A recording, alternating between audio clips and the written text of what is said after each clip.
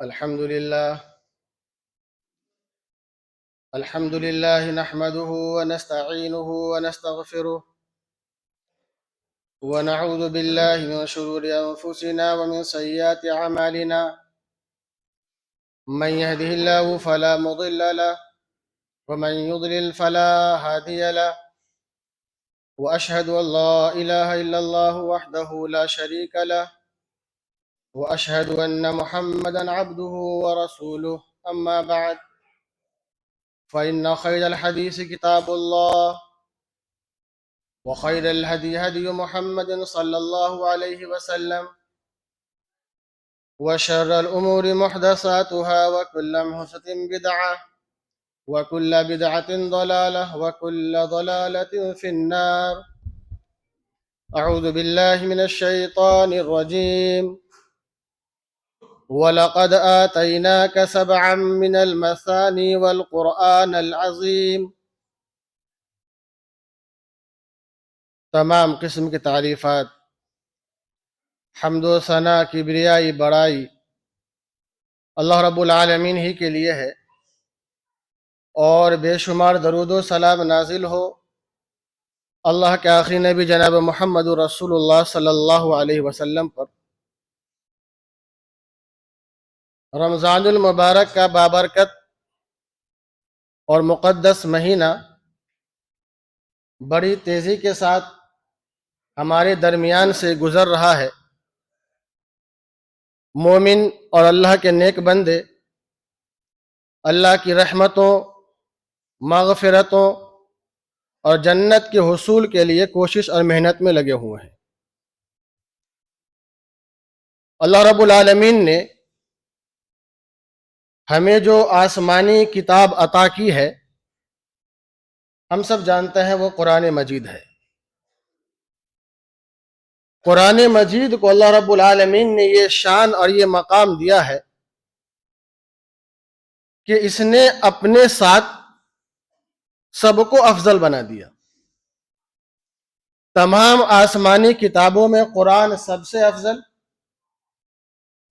جو فرشتہ لے کر آیا فرشتوں میں وہ سب سے افضل، جس نبی پر نازل ہوا وہ نبی سب سے افضل، جس زبان میں نازل ہوا وہ زبان سب سے اچھی، سب سے بہتر، جس مہینے میں نازل ہوا وہ مہینہ مہینوں کا سردار، جس امت پر نازل ہوا وہ امت تمام امتوں کی سردار، سب سے افضل، اور امت کے وہ افراد جس کا تعلق قرآن سے جڑ جائے، ایمان لے آئے، اس کی تلاوت کرے، سیکھے، پڑھے، وہ سب سے افضل۔ آپ صلی اللہ علیہ وسلم نے فرمایا، خیرکم من تعلم القرآن وعلمہ، تم میں کا سب سے بہتر انسان وہ ہے، سب سے بہتر مسلمان وہ ہے جو قرآن سیکھتا ہے، جو قرآن پڑھتا ہے، دوسروں کو بھی سکھاتا ہے۔ ماہ رمضان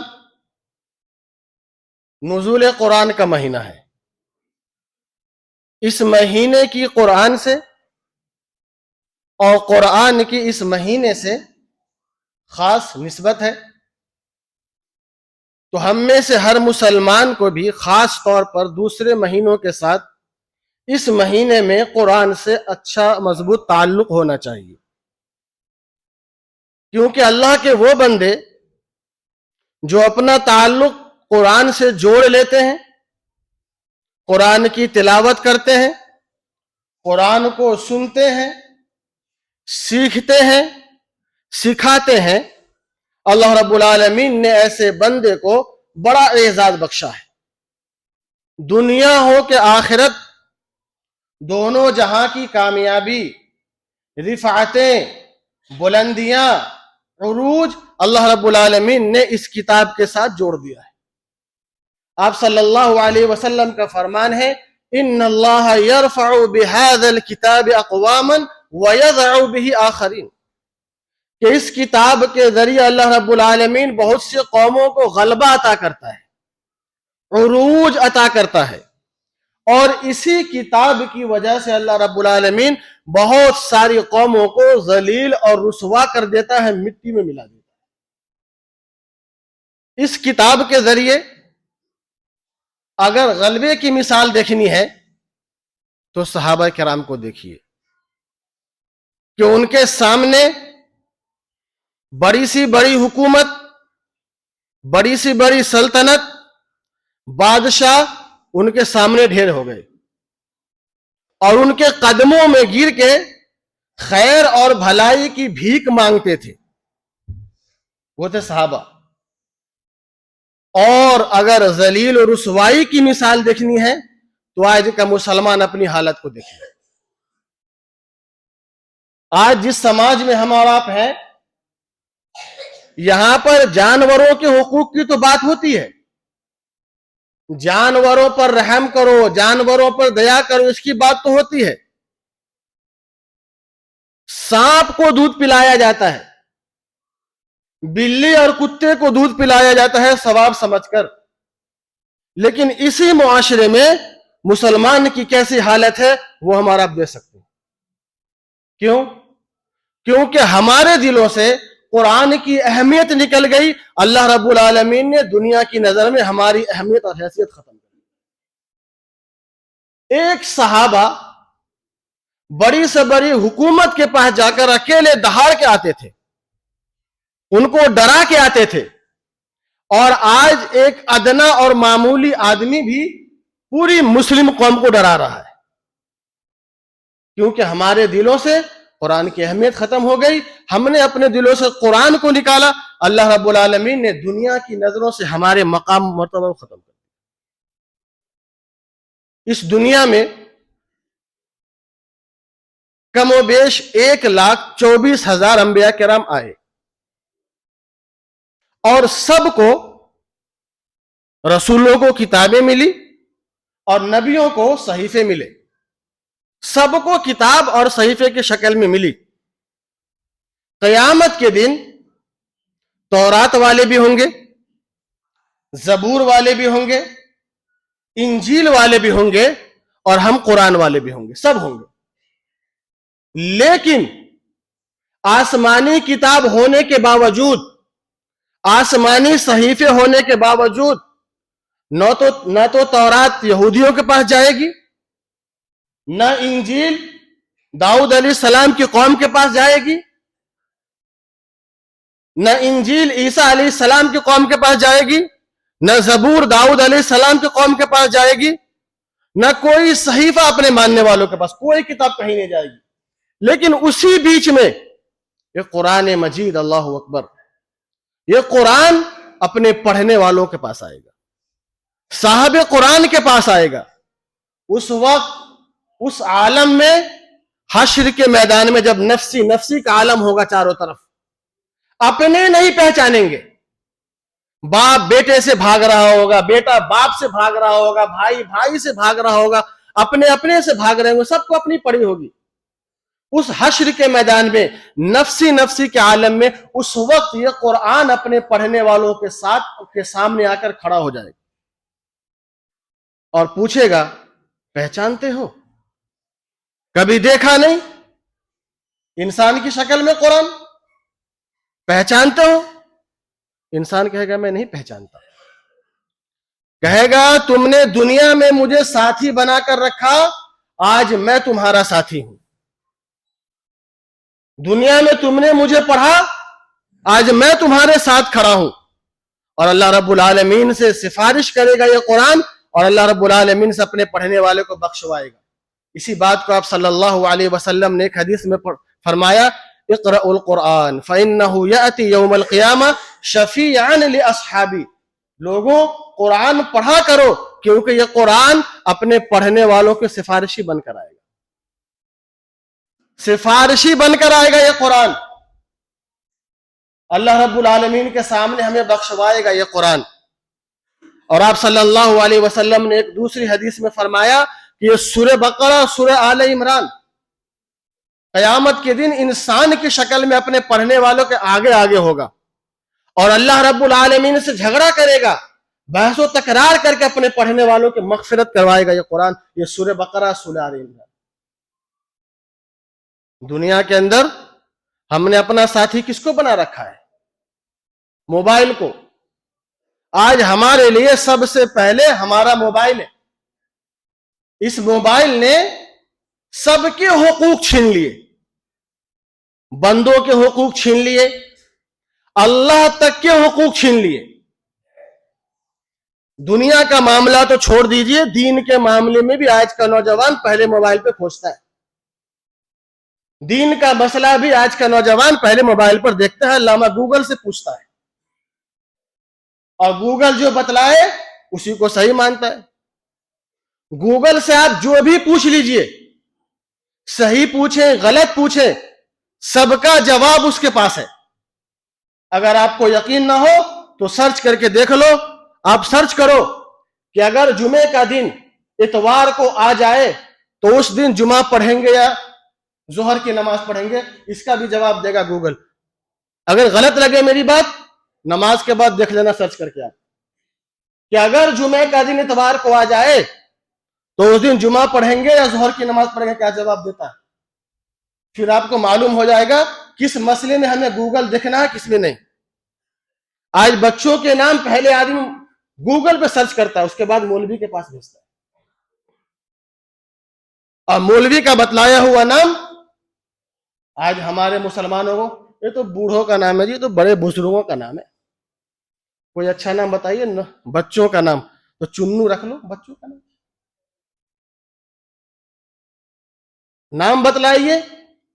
ہماری گلی میں تو اس نام کا شرابی ہے مولانا. کیسا نام بتلا رہے ہیں آپ؟ شرابی ہے, اس نام کا نمازی پیدا کر دو آپ. ہر چیز میں گوگل. اس کی وجہ سے بہت سارے اچھے خاصے نوجوان جو کل تک اچھی راہ پہ تھے بھٹک گئے, دین سے دور ہو گئے, انکار کر دیا, اسلام تک کا انکار کر دیا, نماز تک چھوڑ دی. اور اس موبائل کو ہم اپنا سب سے بڑا ساتھی سمجھتے ہیں. بے جا فضول ٹائم, اکثر ٹائم اسی میں لگا ہوا ہے ہمارا. رمضان تک کا احترام نہیں کرتے. کل قیامت کے دن جب جنتی جہنمی سے سوال کریں گے, ما سلککم فی سقر, جہنم میں کیوں آ گئے, کیا جواب ہوگا؟ بہت سارے لوگوں کا جواب ہوگا لم نکن من المصلین, نماز نہیں پڑھتے تھے. ولم نکن نطعم المسکین, غریبوں کو, مسکینوں کو, لاچاروں کو, محتاجوں کو, مجبوروں کو, فقیروں کو کھانا نہیں کھلاتے تھے, ان کا دھیان نہیں رکھتے تھے. وَكُنَّا نَخُوضُ مَعَ الْخَائِضِينَ, دن بھر موبائل میں لگے رہتے تھے, بس موبائل کی باتیں کیا کرتے تھے, آپس میں فضول بکواس کیا کرتے تھے. اس وجہ سے آج جہنم میں آنا پڑا. تو اتنے بڑے پچھتاوے سے پہلے دنیا میں موقع ہے, سنبھل جاؤ, توبہ کر لو, بھیجا استعمال نہ کرو موبائل کا. موبائل بہت سارے بندوں کو, بہت سارے مسلمانوں کو اللہ کے عذاب کی گرفت میں لا کے کھڑا کر دے. اپنا ساتھی بنانا ہے, قرآن کو ساتھی بناؤ. یہ قرآن اللہ رب العالمین سے جھگڑا کر کے جنت میں لے کر آئے گا, اور صرف جنت میں لا کر چھوڑ نہیں دے گا. حدیث بارہا ہمارا آپ سنتے ہیں, پڑھتے بھی ہیں, جانتے بھی ہیں. قرآن جنت میں صرف لا کر چھوڑ نہیں دے گا, بلکہ صاحب قرآن سے اللہ رب العالمین کہے گا اقرأ ورتقی ورتل کما کنت ترتل فی الدنیا, پڑھتا جا, جنت کی سیڑھیاں چڑھتا جا. ورتل کما کنت ترتل فی الدنیا, اور جس طرح دنیا میں ٹھہر ٹھہر کر پڑھتا تھا, آرام سے پڑھتا تھا, سکون سے پڑھتا تھا, اسی طرح آرام سے پڑھتا جا اور جنت کی سیڑھیاں چڑھتا جا. فَإِنَّ مَنْزِلَتَكَ عِنْدَ آخِرِ آیَةٍ تَقْرَؤُهَا, جنت میں تیرا ٹھکانہ, تیرا گھر, تیرا مسکن وہاں ہے جہاں تیری تلاوت ختم ہوگی. اللہ. قرآن میں کتنی آیتیں ہیں؟ 6000 سے زائد آیتیں. قرآن میں 6000 سے زائد آیتیں ہیں. آپ سوچئے, پڑھنے والا, یاد کرنے والا, قرآن سے تعلق جوڑنے والا, قرآن کی تلاوت کرنے والا, جب جنت کی سیڑھیاں چڑھے گا اور قرآن پڑھتے ہوئے چڑھے گا, 6000 سے زائد آیتیں ہیں, کہاں جا کر رکے گا وہ؟ کتنا اونچا, کتنا بڑا مقام ملے گا اس کو. لیکن نہیں, پھر بھی ہم اپنی دنیا میں مست ہیں. اگر مست ہے تو یہ ثواب سے محروم ہو جائے. یہ قرآن ہمارے لیے, قرآن کا ایک ایک حرف قرآن کی ایک ایک آیت یہ آخرت کا سب سے قیمتی سرمایہ اور سب سے قیمتی دولت ہے ہمارے لیے، مسلمانوں کے لیے۔ نبی کریم صلی اللہ علیہ وسلم نے صحابہ کرام سے پوچھا، اچھا یہ بتاؤ تم میں سے کون سا ایسا شخص ہے جو یہ چاہے گا کہ بتہان جائے، وادی عقیق جائے؟ یہ اس وقت مدینے کے بازار اور منڈی ہوا کرتے تھے، اس میں جانور بکا کرتے تھے۔ تو آپ صلی اللہ علیہ وسلم نے صحابہ سے پوچھا کون جانا چاہے گا؟ صحابہ نے کہا یا رسول اللہ صلی اللہ علیہ وسلم کون نہیں جانا چاہے گا، سب جانا چاہے گا۔ تو آپ صلی اللہ علیہ وسلم نے کہا ایسا کرو، بتہان جانے کی ضرورت نہیں ہے، وادی عقیق جانے کی ضرورت نہیں ہے، ایسا کرو تم اللہ کے گھر میں جاؤ، مسجد میں جاؤ، مسجد میں جانے کے بعد قرآن کی 2 آیتیں پڑھ لو یا سیکھ لو یا کسی کو سکھا دو، تمہارے لیے 2 اونٹنی موٹی تازی فربا اونچے کوہان والی اونٹنیوں سے بہتر ہے۔ اس وقت کا سب سے قیمتی سرمایہ یہ جانور ہوا کرتے تھے، سونے سے بھی بڑی قیمت اس کی ہوا کرتی تھی اس وقت۔ اس لیے آپ صلی اللہ علیہ وسلم نے مثال دے کر کہا کہ آ کر مسجد میں 2 آیت پڑھ لو، تمہارے لیے سب سے قیمتی خزانہ یہی ہے۔ اللہ کے گھر میں مسجد میں ہم اور آپ کم سے کم 5 وقت آتے ہیں، 4 وقت تو آتے ہی ہیں، فجر اللہ رحم فرمائے، 4 وقت تو آتے ہی ہیں۔ 4 وقت مسجد میں آنے والوں کے لیے، 5 وقت مسجد میں آنے والوں کے لیے نماز کے علاوہ اللہ رب العالمین نے الگ سے تحفہ رکھ دیا ہے قرآن کی شکل میں۔ 2 آیت پڑھ لو، 3 آیت پڑھ لو، 5 آیت پڑھ لو، 5 اونٹنیوں، 5 خزانے سے بہتر ہے۔ آپ آئے ہیں مسجد میں، انا اعطیناک الکوثر فصلی لربک وانحر ان شانئک هو الابتر، یہ 3 آیتیں ہیں، 3 بڑے بڑے خزانوں سے بہتر ہے ہمارے لیے۔ صرف آیت نہیں، قرآن تو وہ واحد کتاب ہے، اپنی قسمت پہ ناز کرو مسلمانوں، قرآن تو وہ واحد کتاب ہے کہ آیت پڑھے اللہ رب العالمین نے حرف پر نیکیاں رکھ دی، کہا جو ایک حرف پڑھتا ہے 10 نیکیاں ملتی ہیں۔ ایک رکوع پڑھتے ہیں اس میں کتنے حروف ہیں دیکھ لیجئے، گن لیجئے اور اس کو 10 سے جوڑ لیجئے۔ ایک صفحہ بھی اگر ایک مسلمان ایک وقت میں پڑھ لے، 5 وقت میں 5 صفحہ پڑھ لے، کئی ہزار نیکیوں کا مستحق بن سکتا ہے۔ لیکن نہیں، ہمارے لیے تو سب سے پہلے موبائل ہے جی، کوئی کتنا کہتا رہے، کوئی کتنا سناتا رہے، ہم تو پہلے موبائل کو دیکھیں گے، موبائل ہمیں دیکھے گا۔ تو ہمارے اوپر ہے، جس کو ثواب چاہیے وہ ثواب کے حصول کے لیے کوشش کرتا ہے، جس کو دنیا چاہیے وہ دنیا کے لیے کوشش کرتا ہے۔ قرآن کی یہ فضیلتیں، قرآن کی یہ برکتیں سب کو حاصل ہو جائیں گی، سب کو مل جائے گا۔ قرآن کی یہ فضیلت اور برکت حاصل کرنے کے لیے ضروری ہے قرآن کی تلاوت کے آداب کا اور اس کے اصول کا خیال کیا جائے۔ رمضان نزول قرآن کا مہینہ ہے، یہ قرآن کا مہینہ ہے، لیکن رمضان میں قرآن کی سب سے زیادہ بے حرمتی مسلمانوں کا ذریعہ اسی ماہ رمضان میں ہوتی ہے اور تراویح میں ہوتی ہے۔ یہ جو 5 دنوں کی، 3 دنوں کی، ہفتے بھر کی تراویح ہوتی ہیں، اللہ اکبر، رمضان آنے سے پہلے ہی پوسٹر لگ جاتے ہیں، فلاں مسجد میں، فلاں منزل پہ فلاں حافظ صاحب 3 دن میں قرآن سنائیں گے، فلاں منزل میں 5 دنوں میں قرآن پورے کیے جائیں گے، فلاں جگہ 10 دنوں میں قرآن پورے کیے جائیں گے، اور بھیڑ لگی ہوئی ہے مسلمانوں کی۔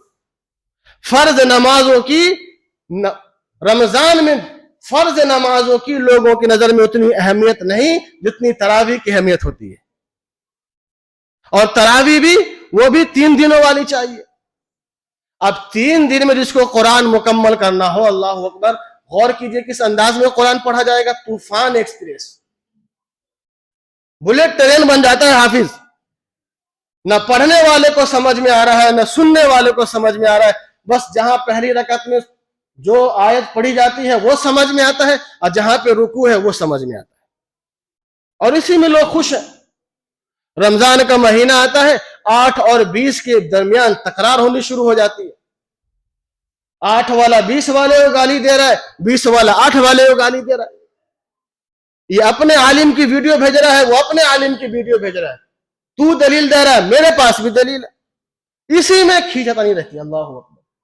یہ لڑنے کی چیز نہیں ہے, یہ اختلاف کرنے کی چیز نہیں ہے, اور حرم کا حوالہ دینے کی چیز نہیں ہے کہ حرم میں 20 رکعت تراویح ہو رہی ہے.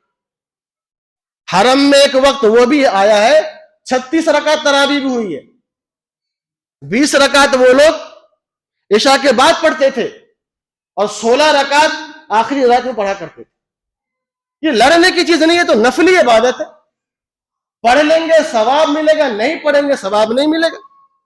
کوئی 20 کا کتنی بھی رکعت پڑھتا رہے, اگر تراویح کے ارکان کا خیال نہ کرے, قرآن کی تلاوت کے ارکان کا خیال نہ کرے, قرآن کو قرآن کی طرف نہ پڑھے, تو پھر ایسی تراویح پڑھنے سے بہتر ہے انسان گھر میں بیٹھا رہے. اس میں ثواب نہیں, انسان گناہ کا مستحق بن جاتا ہے.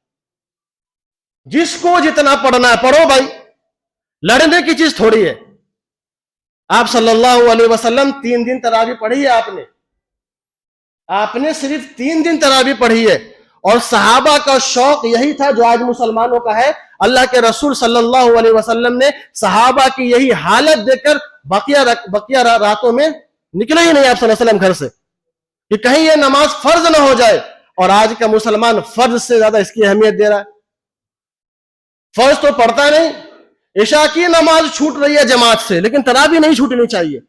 یہ حال ہے ہمارا. یہ لڑنے کی چیز نہیں ہے, نفلی عبادت ہے. جتنا آپ کو میسر ہے پڑھ لیں گے ثواب ملے گا, نہیں پڑھیں گے کوئی گناہ نہیں ہے. اللہ رب العالمین سے دعا ہے اللہ تعالی ہم سب کی اصلاح فرمائے, پوری ملت کی اصلاح فرمائے, قرآن کے حقوق کو ادا کرنے کی توفیق عطا فرمائے, قرآن کی محبت ہمارے دلوں میں پیدا فرمائے. جو بیمار ہیں ان کو شفاء کلی عطا فرمائے, جو پریشان ہیں ان کی پریشانیوں کو دور فرمائے. جب تک زندہ رکھے اسلام پر زندہ رکھے, جب ہمارا خاتمہ ہو ایمان بالخیر پہ ہو. وما علینا الا البلاغ.